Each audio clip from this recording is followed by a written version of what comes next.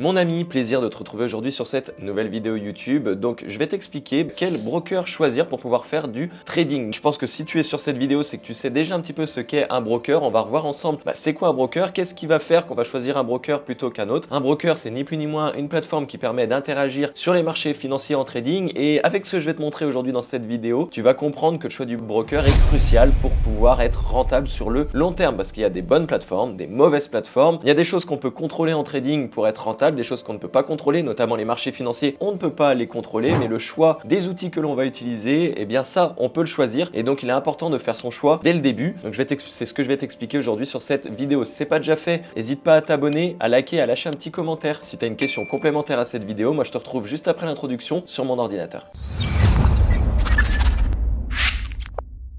On est donc sur mon ordinateur. Donc un broker, comme je le disais, c'est une plateforme entre toi et les marchés financiers. En fait, si tu veux, pour pouvoir interagir aujourd'hui sur les marchés financiers, si tu veux acheter, revendre des choses, pour pouvoir faire du trading ou même de l'investissement à long terme, toi tu ne peux pas directement passer par ce chemin-là. Pourquoi? Parce que en fait, pour pouvoir interagir sur les marchés financiers, il faut différentes licences et ce sont des licences qui coûtent extrêmement cher que toi tu n'auras probablement jamais. Sauf si tu as l'ambition de créer un broker. Donc c'est pour ça qu'on a besoin de choisir un broker pour faire des transactions beaucoup plus simplifié qui va prendre notre ordre et l'envoyer au marché et ainsi de suite pour pouvoir faire nos transactions. Donc ça, c'est la définition type d'un broker. Donc c'est juste une plateforme qui fait l'intermédiaire entre toi et les marchés financiers. Maintenant, comme je te le disais, il y a des bons et des mauvais brokers et c'est ça qu'il va falloir repérer. En fait, c'est que tu as plusieurs formes de brokers et là, tu vas comprendre que sur Internet, les fameux gourous Instagram te proposent que les brokers vraiment pourris à chier à fuir. Désolé pour cette vidéo, elle risque d'être démonétisée, mais de toute manière, je suis la seule chaîne YouTube, enfin une des seules chaînes YouTube qui ne fait aucune monétisation sur les vidéos. Je veux vraiment juste t'apporter de la valeur. Désolé pour mon écriture, je suis un gaucher. Le but, c'est de comprendre. Donc on s'en fout. Le choix du broker. Donc il y a des bons brokers et des mauvais brokers. Il faut vraiment faire attention à ce qui existe. En fait, tu as deux types de brokers, vraiment deux catégories à prendre en compte. Tu as les brokers qu'on va appeler CFD et les brokers futures. Bien évidemment, à la fin de cette vidéo, je te partagerai le broker que j'utilise et que je te recommande, mais tu vas comprendre toi-même lesquels il va te falloir juste avec mes explications. Donc tu as deux types de brokers, CFD et futures. Les brokers CFD, alors qu'est-ce que c'est que ce style de broker? C'est généralement le type de broker qu'utilisent les fameux arnaqueurs. Pourquoi? Parce que c'est les brokers où on a besoin d'utiliser MT5, MetaTrader 4 ou MetaTrader 5 pour pouvoir se connecter. Voilà, c'est ce qu'on te montre, regarde, j'ai gagné tant et tout, alors que, bref, peu importe, c'est pas le sujet de la vidéo, je pense que tu as compris, hein, si on est là aujourd'hui, c'est pour parler de vrai trading. Mais dans les CFD, là aussi, tu as deux catégories. Tu as les brokers qu'on appelle A-Book et les brokers CFD B-Book. Je vais t'expliquer la différence entre le A-Book et le B-Book. En fait, les brokers CFD aujourd'hui, c'est bien un intermédiaire entre toi et les marchés financiers, mais la différence, c'est que tes ordres ne sont jamais réellement passés au marché. Souviens-toi ce petit schéma-là, on disait le broker est censé envoyer tes ordres au marché. Non, les brokers CFD, eux, si tu veux, donc on va prendre l'exemple des A-Book, vont recopier le prix du marché. Donc ça, par exemple, c'est le marché réel. Eux, ils vont reprendre exactement la même cotation. Et quand toi, tu vas passer ton ordre, en fait, l'ordre va rester chez le broker et ne va pas réellement sur les marchés financiers. Là, tu te dis, ouais, mais du coup, si je gagne ou je perds. Non, en fait, il y a un conflit d'intérêt. Pourquoi? Parce que ton argent reste dans le broker et donc le broker a tout intérêt à ce que toi, tu perdes de l'argent pour financer les personnes qui ont gagné de l'argent et que sur leur plateforme, il y a toujours plus de perdants que de gagnants, sinon ils ne peuvent pas avoir la liquidité nécessaire. L'autre problématique, c'est que le graphique que tu vois ici, c'est juste du coup des cotations qui sont recopiées, mais avec leur régulation, s'ils veulent changer le graphique, par exemple, le marché réel est comme ça. Eux, s'ils veulent, ils peuvent te faire un graphique qui va faire ça. Et après reprendre la vraie courbe. Des petites mèches exprès pour te liquider, faire perdre tes positions, etc. Donc ça, c'est l'inconvénient. Donc c'est le principe des brokers CFD. C'est pour ça que pour moi, les CFD, c'est pas des bons brokers. Maintenant, entre les A-Book et les B-Book, il y a quand même une bonne plateforme, des moins bonnes plateformes à utiliser. Généralement, les brokers CFD A-Book, ça reste quand même les plus fiables. Pourquoi? Parce que, si tu veux, eux, ils ont d'énormes commissions. C'est-à-dire que sur chaque transaction que tu vas passer, toi, dès que tu vas faire une transaction, eux, ils vont prendre des frais de commission sur la transaction. Par exemple, $1 à chaque fois que tu lances un trade et de plus ils prennent ce qu'on appelle un spread et c'est comme ça qu'ils se rémunèrent. En fait, le spread, pour te donner une idée de ce que c'est, quand le prix il est ici, par exemple toi tu veux rentrer à l'achat à cet endroit là tu veux rentrer à l'achat, en réalité ton trade il va pas se lancer ici, il va y avoir un écart, un spread en anglais, et ton trade il va vraiment se lancer ici. Donc en gros tu commences ton trade direct dans le négatif et en plus tu as une commission, donc en réalité ton trade il est même ici. Donc faut vraiment faire des profits pour aller chercher. Donc c'est compliqué d'être rentable sur un CFD à book parce qu'il y a de très fortes forte marge, de très forte commission et de très fort spread. Mais l'avantage de ça, c'est de se dire, ok, ils se rémunèrent peut-être de cette manière, donc entre guillemets, sur toutes les transactions qu'ils font, ils ont la liquidité nécessaire pour pouvoir me payer. Ils n'ont pas spécialement d'intérêt à forcément me faire perdre de l'argent. C'est juste moi, ça va être plus dur. Maintenant, les brokers B-Book, c'est exactement la même chose, c'est-à-dire que ton ordre, il est jamais envoyé au marché, il est recopié. Et généralement, les brokers B-Book, c'est les brokers qui vont paraître les plus intéressants, les plus alléchants. Pourquoi? Parce qu'ils vont dire, on n'a pas de spread chez nous, on n'a pas de commission, patati, patata. Ok, mais comment c'est possible? Ou alors de très faibles spreads, mais pas de commission. Donc là, tu te dis, ok, ils se rémunèrent moins cher, donc il faut bien qu'ils récupèrent l'argent ailleurs. Eh bien, eux sont beaucoup moins éthiques. Ce sont des brokers, termes techniques des Link Desk ou B-Book pour le coup, CFD B-Book. Là, vraiment, tu vas vouloir prendre ton trade. Par exemple, le marché, il fait ça.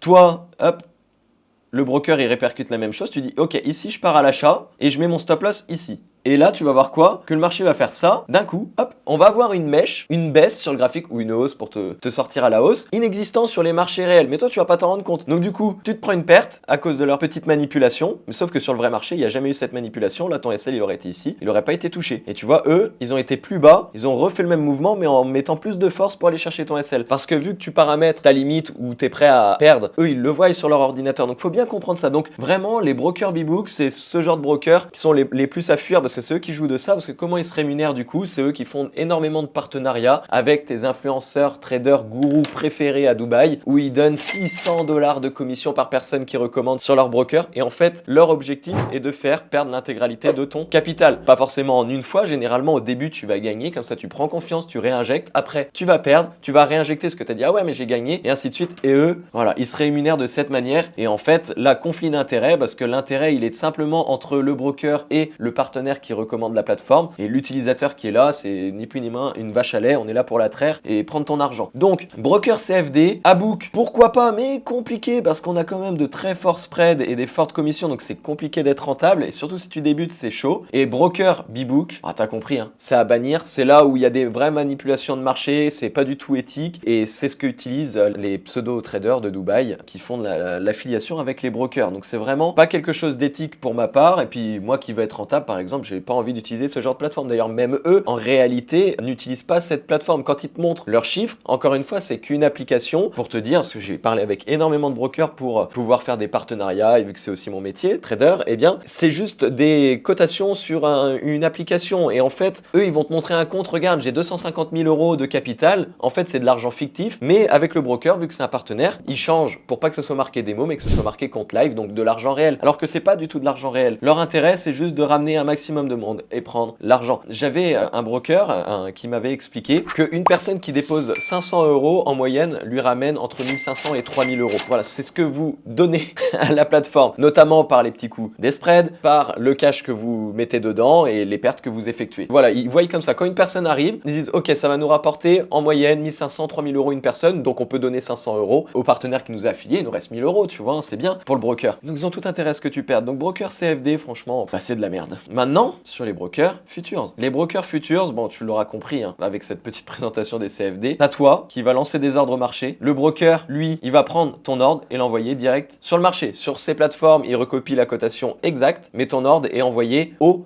marché. Donc tu trades avec tout le monde sur la même cotation, il n'y a pas de cotation bizarre, cheatée. Non, non, là tu trades avec la même cotation. Il n'y a pas de spread sur les futurs. Par contre, il y a des commissions, parce qu'il faut bien que le broker il se rémunère. Donc tu vois, les CFD à book, on se disait, ça peut être intéressant, mais bon, ils prennent et spread et commission. C'est chaud du coup, ils prennent beaucoup d'argent sur une transaction, donc tu as intérêt vraiment de prendre que des bons mouvements. CFD, B-Book, eux, pas de spread, pas de commission, mais c'est à fuir. Futures, vraie cotation de marché, notre ordre vraiment envoyé au marché, ils prennent simplement une commission, donc là c'est largement tradable et beaucoup plus facile pour pouvoir être rentable. Donc voilà la différence entre un broker CFD futur. Comment est-ce qu'on choisit un bon broker? Vérifie, généralement, les plateformes CFD vont utiliser MetaTrader 4 comme plateforme de trading ou MetaTrader 5. Regarde s'ils proposent un programme de partenariat. Si tu vois qu'ils proposent des partenariats à 500, 600 € de commission à chaque fois que tu réfères une personne, c'est un B-Book, tu te poses pas la question. Si généralement, voilà, tu vois qu'il y a beaucoup de commissions, beaucoup de spread, c'est un A-Book. Les futures, les plateformes futures sont entre guillemets un peu moins connues parce que c'est vraiment des plateformes de traders professionnels. Les vrais professionnels, moi, je suis sur les futures, pas les CFD. Bon, ça serait mentir si je disais vraiment que j'y suis pas. J'ai un CFD en A-Book, voilà, pour trader certaines paires du Forex que je pourrais pas trader sur les futures. Je t'avoue, c'est pas là où je fais les meilleurs perfs. Mais c'est pas grave. Les futures, c'est vraiment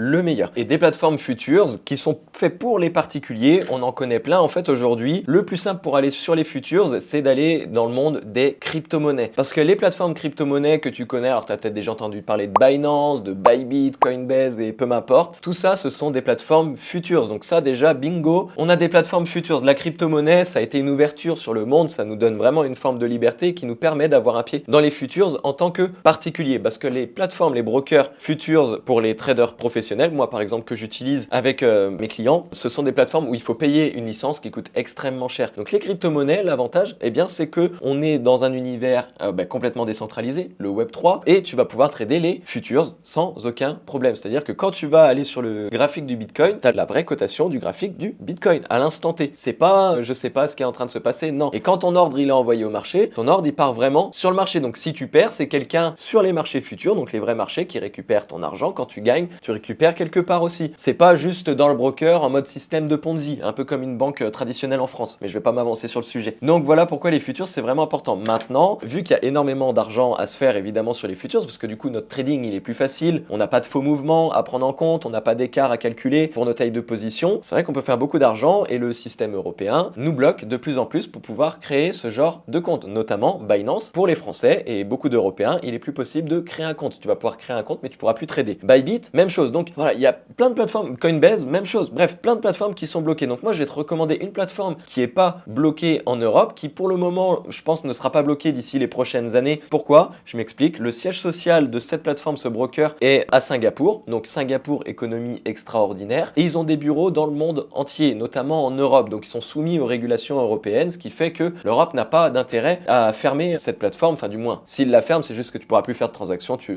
cash out tes profits. Et puis c'est tout, hein, et on part sur une autre plateforme. Mais vraiment, cette plateforme, c'est vraiment pour moi la meilleure. Donc je vais te la présenter. Sous cette vidéo, tu as un lien pour pouvoir accéder à cette plateforme, parce qu'encore une fois, comme tu l'auras compris, sur les brokers, il y a énormément d'arnaques. Donc pour être sûr que tu tombes sur la bonne plateforme, la plateforme s'appelle Binx. Quand tu vas cliquer sur le lien, tu vas arriver sur cette page. Donc pourquoi je te dis aussi de passer pour mon lien? Premièrement, pour pas que tu te fasses arnaquer. Deuxièmement, comme on a vu sur les futures, sur mon exemple précédent, on a vu qu'il y avait aussi des frais de commission par contre sur les transactions. Ok, ça on est d'accord. Eh bien, par mon lien, tu vas avoir des frais de commission réduits parce que Binx, je suis vraiment en partenariat avec eux et ce qui fait que j'ai pu négocier les frais de commission sur les positions beaucoup plus faibles, donc tu vas forcément avoir une meilleure rentabilité. De plus, petit bonus, tu peux avoir des bonus de récompense en USDT, 30 USDT à l'inscription, 500 récompenses de dépôt max, 5000 récompenses de trade max. Donc voilà, tu as tout intérêt à passer par le lien. Comment est-ce que tu crées le compte? Regarde, tu cliques sur mon lien, tu arrives sur la page de création de compte, crée un compte, tu mets ton email, un mot de passe, bam, obtenir la récompense, ça crée ton compte. Tu peux également créer avec ton adresse Google, Gmail, si tu as Google. Et une fois que tu es connecté, tu vas arriver donc sur cette page. Là, je suis connecté à mon compte Binx. Tous les comptes futures